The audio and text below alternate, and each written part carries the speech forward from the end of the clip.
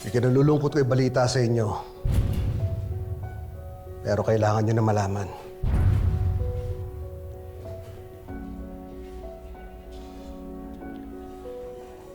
Wala na si Paeng at si Joan. Ganon din yung iba niyong kasamahan. Si Estong, si Annabel,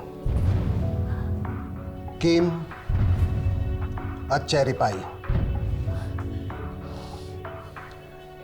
Si Banen naman, nasa ICU.